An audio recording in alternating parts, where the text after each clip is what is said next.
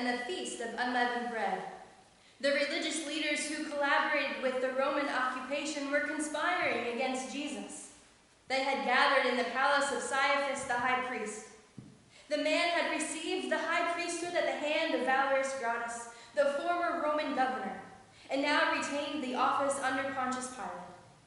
They were all planning to arrest and destroy Jesus quietly, as so to avoid a popular revolt among the Jews.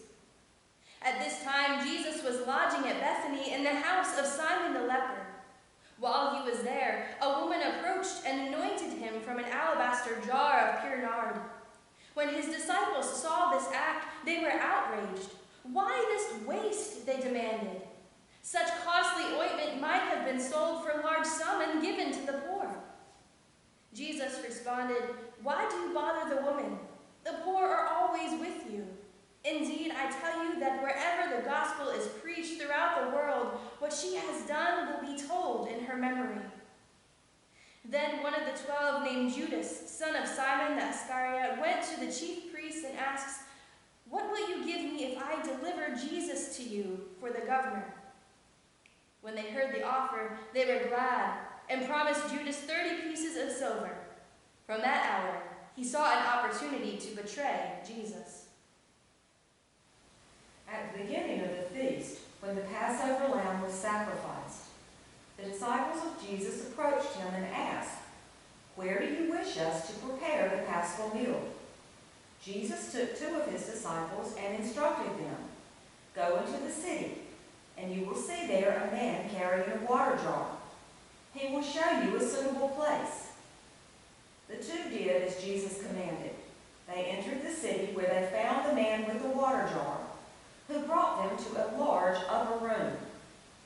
When evening had come, Jesus arrived with the 12.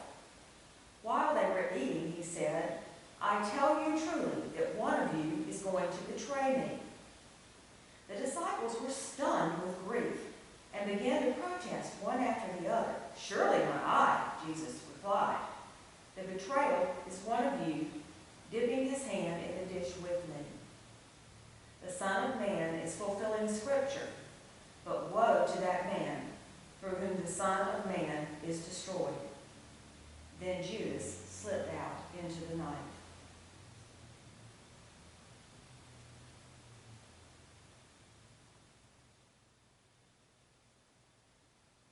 As they walked, Jesus said to his disciples, "You will all desert me this very night. So it is written in the prophet Zechariah, 'Strike the shepherd, and the sheep will be scattered.'" Then Peter protested, "Through all the desert I will remain by you." Jesus replied, "I tell you truly that in this very night, before the cock crows twice, you shall deny me 3 times." Still Peter maintained, "Even though I must die with you, I will never deny you." And so declared all the disciples.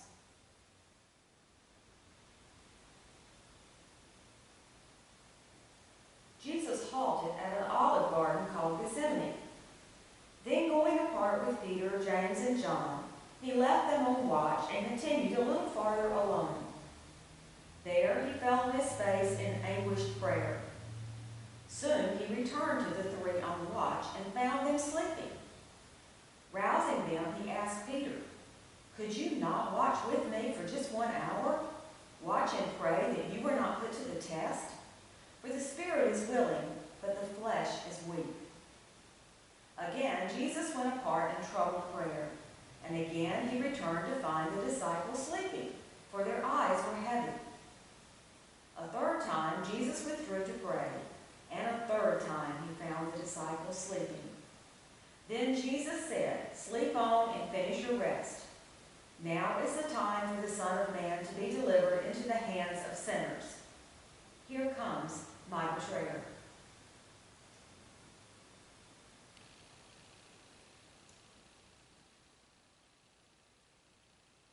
Jesus had not finished speaking before Judas, one of his own disciples, arrived with a group of Roman soldiers and other armed men from the temple.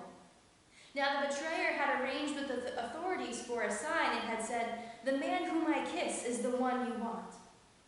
In accord with this arrangement, Judas went directly to Jesus and cried out, "Greetings, Master!" Then he gave him the kiss. Jesus responded, "Judas, would you betray the Son of Man with a kiss?" Immediately the soldiers laid hands on Jesus and held him fast. Then one of the disciples with Jesus drew his sword and cut off an ear from the slave of the high priest. But Jesus said to him, "Sheath your sword, and all who take up the sword will perish by the sword. Do you not know that I can call upon my Father, and that he will at once respond with more than 12 legions of angels?" Then turning to the mob, Jesus continued, "Have you come from me as against a rebel bandit with swords and clubs? Why did you not seize me in the temple where I sat teaching by day? Were you so afraid of the Jewish people that you must come for me by stealth? Nevertheless, your actions are fulfilling the words of the prophets." Then all of his disciples forsook him and fled.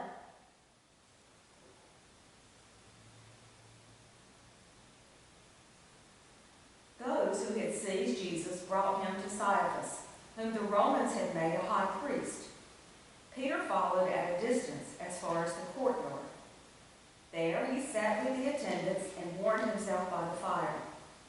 The high priest had gathered his whole council, and they began to arrange the case against Jesus, which they would present to Pontius Pilate, the governor.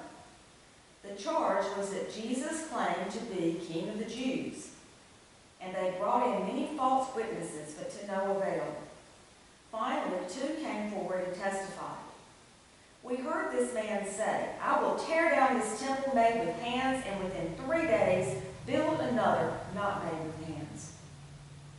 The testimony was evidence that Jesus claimed an authority over temple affairs, which traditionally belonged only to the rules of Israel, and in those days Israel was ruled from Rome. Yet even these witnesses were unable to agree on their testimony.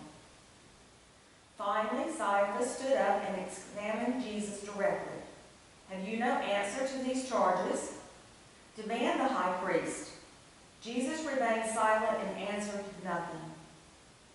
Then the high priest put the question of kingship in terms of the royal titles: "Anointed" and "Son of God." "Are you the Anointed One, the Son of the Blessed?" he probed. Jesus answered, "I am. And you shall see the Son of Man seated on the right hand of prayer and power, and coming in clouds of heaven." The high priest turned and said, "What need we of a witness? He has condemned himself." They all concurred that Jesus was indeed worthy of death. Then those holding Jesus began to spit on him. They covered his face and were striking him as they taunted him and said, "Oh, Anointed One, prophesy, who is you who is striking you?"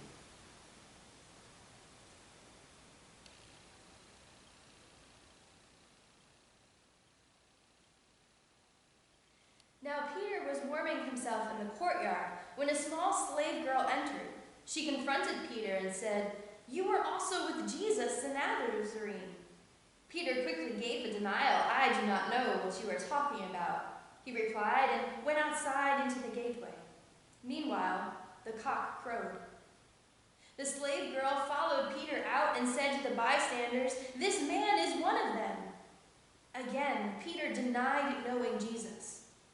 After a little while, the bystanders said directly to Peter, "Surely you are one of them, for you speak with a Galilean accent." Then Peter began to swear with an oath, "I do not know this person of whom you are speaking." But the cock interrupted him as it crowed for the second time. Immediately Peter remembered how Jesus had said to him, "Before the cock crows twice, you will deny me 3 times." And Peter went out and wept bitterly.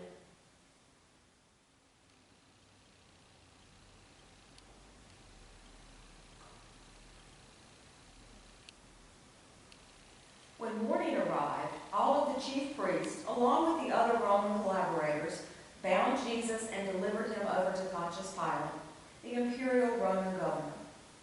When Judas saw what was happening, he knew that Jesus was doomed, and he repented.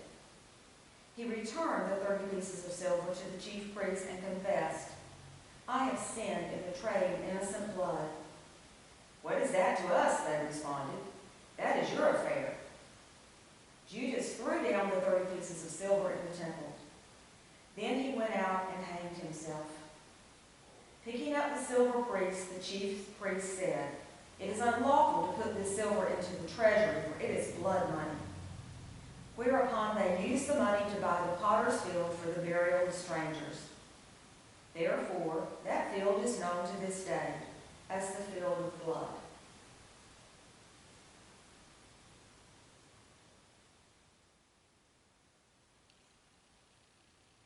Jesus stood before the Roman governor as the accusers made their charge. "We found this name perverting our nation," they said. "He was forbidding us to pay taxes to the emperor and proclaiming himself anointed king."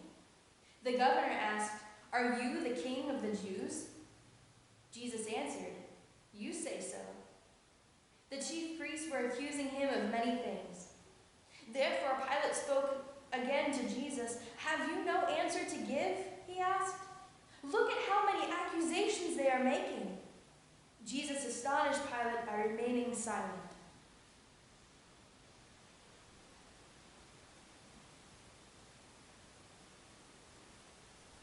At that festival, the governor used to release a prisoner, and some were urging Pilate to do so at this time. Now there was a notable rebel in prison with those who had committed murder during the insurrection. His name was Jesus Barabbas. Therefore, the chief priests arranged a demonstration to demand Barabbas. Pilate asked them, "Who do you want to be released for you, Jesus Barabbas or Jesus the Anointed One?" The demonstrators shouted, "Barabbas!" Pilate responded, "What shall I do with Jesus the Anointed One?" The crowd shouted, "Crucify him!" Pilate continued, "Are you certain of his guilt?" The crowd took up the chant, "Crucify him! Crucify him!" And Pilate spoke, "Shall I crucify your king?" "We have no king but Caesar," cried the demonstrators. Then Pilate agreed to release Jesus Barabbas, but Jesus the Anointed One he handed over to his soldiers for scourging and crucifixion.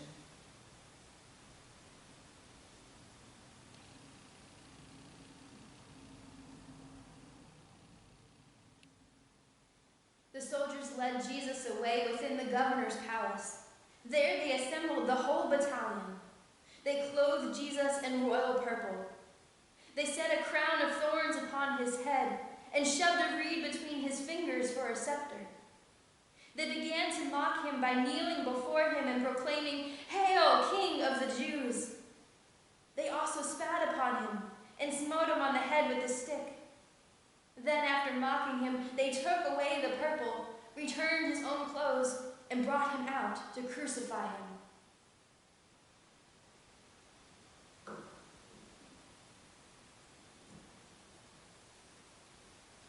On the road, they met an African of Cyrene named Simon coming in from the countryside. Him they compelled to carry the cross. They brought Jesus to a place called Golgotha, which means skull. There, they crucified him. They offered him wine mingled with myrrh, but he refused it. His garments they divided among themselves, casting lots for them. Over his head they inscribed the charge against him, "The King of the Jews." Also there were 2 insurrectionists crucified with him, one to his right and one to his left. Those who passed by were shaking their heads in derision and saying, "So you would destroy the temple and rebuild it in 3 days. Save yourself. Come down from the cross." Likewise, the priestly collaborators mocked him as they said to one another, "He saved others. Himself he cannot save. Let the Anointed One, the King of Israel, come down from the cross that we may see and believe." Even the 2 crucified with him reviled him.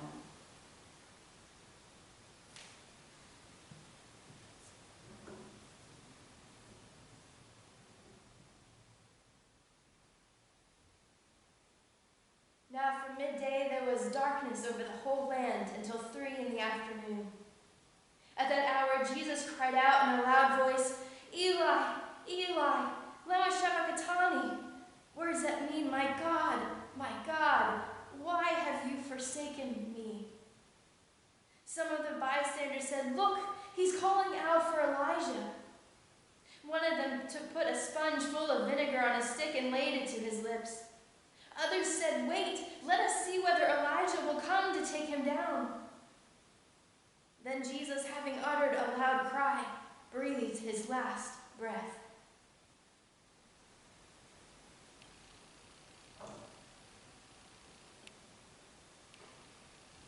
Suddenly, the curtain of the temple was torn in two from the top to the bottom. The earth shook, and the rocks were split. Even the tombs of the dead were opened.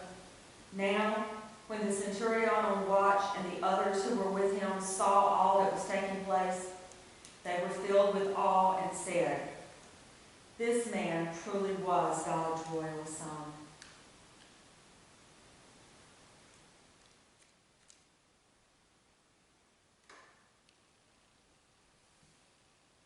Surely he has borne our infirmities and carried our diseases, yet we accounted him stricken, struck down by God and afflicted.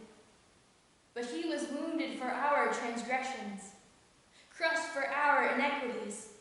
Upon him was the punishment that made us whole, and by his bruises we are healed.